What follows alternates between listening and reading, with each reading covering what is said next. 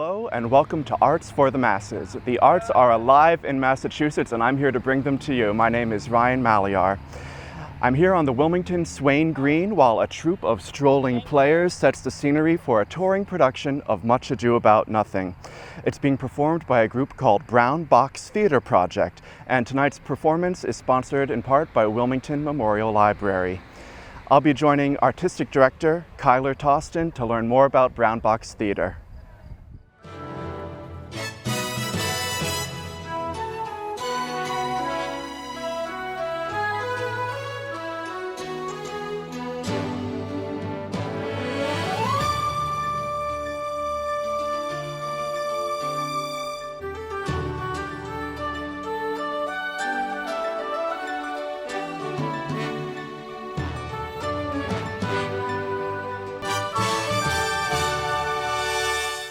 And right now I'm being joined by Artistic Director Kyler Toston. Hey, welcome. Thank you so much for having me. So tell me a little bit about Brown Box. How did it all get started? Brown Box was founded just over 10 years ago now, under the mission of breaking down the barriers that separate audiences from live professional performing arts. So our goal is to go directly into neighborhoods and bring access to live theater as free and affordable as possible.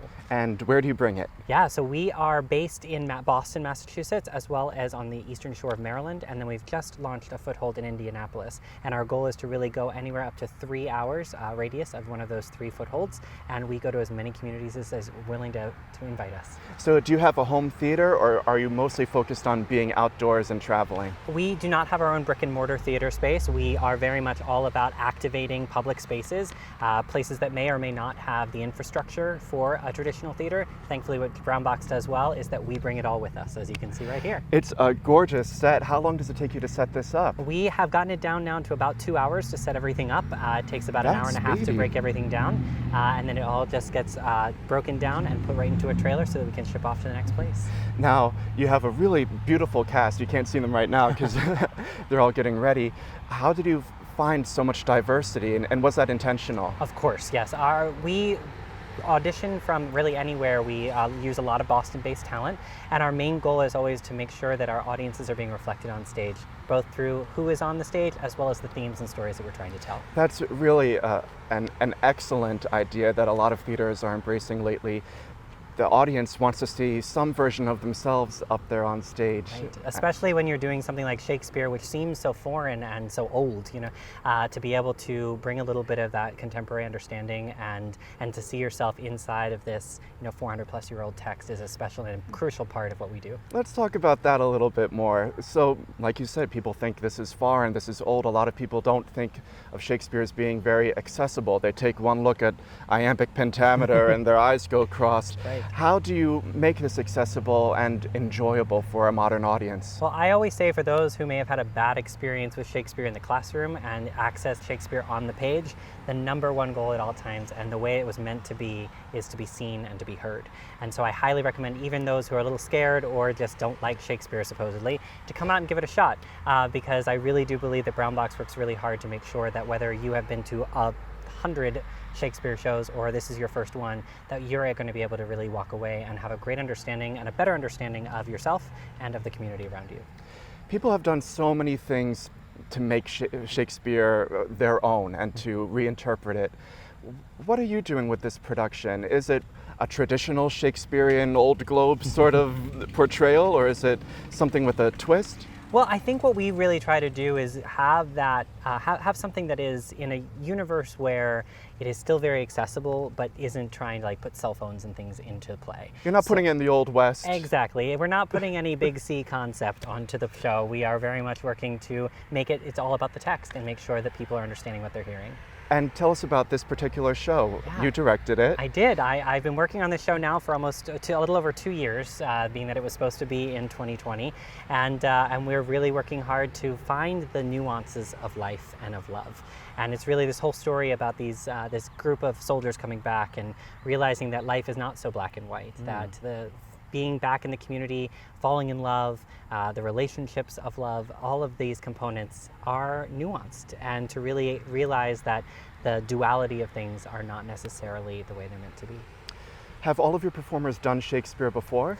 No, actually, this is a couple of our performers' first professional Shakespeare production. Most of them have had some training in Shakespeare, but we really open our doors to anyone who's interested in performing with us and is interested in exploring this text. So we have people who this is, they do Shakespeare all the time, and then we have a few that this is brand new, but they are a really wonderful group of actors. Now, you had mentioned that this was the plan to happen last year prior to COVID and everything got shut down.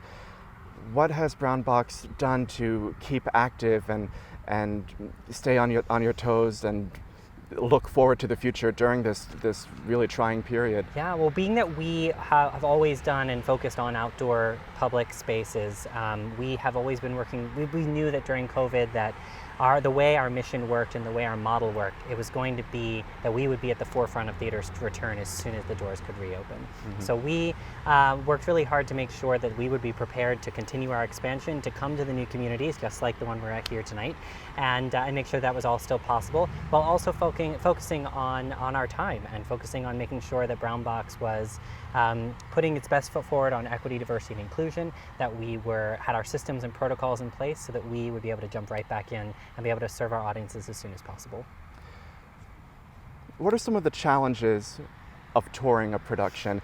I saw how hard the casting crew was and the sound designers, everyone putting all of these set pieces together. It's not easy, and then you just turn around right afterwards, you do a little rehearsal, and you come out there and you give 100%. Then you hop in the van again and you're off to the next venue. I just laid out all the trials of touring right now. It's a lot. Yeah. How do you stay sane? Right. Well, I mean, I think the joy, I was actually talking with an actor about this on the car over here. There is something very special about being adaptable and flexible to the unknown variables that are going to come your way at a brand new space. When you are on a tour, you are walking into a place we've never been before. The ground is different. Sometimes we perform on grass, sometimes cement, sometimes on a boardwalk. Sometimes they shut down the street for us. So it's always a little bit different. And the weather, of course, is an obstacle and a variable that we have to deal with. It's very hot today, but we're here. We're excited for that sun to dip so that we can indeed give 110%, make sure that the show is here and ready to go and for the community.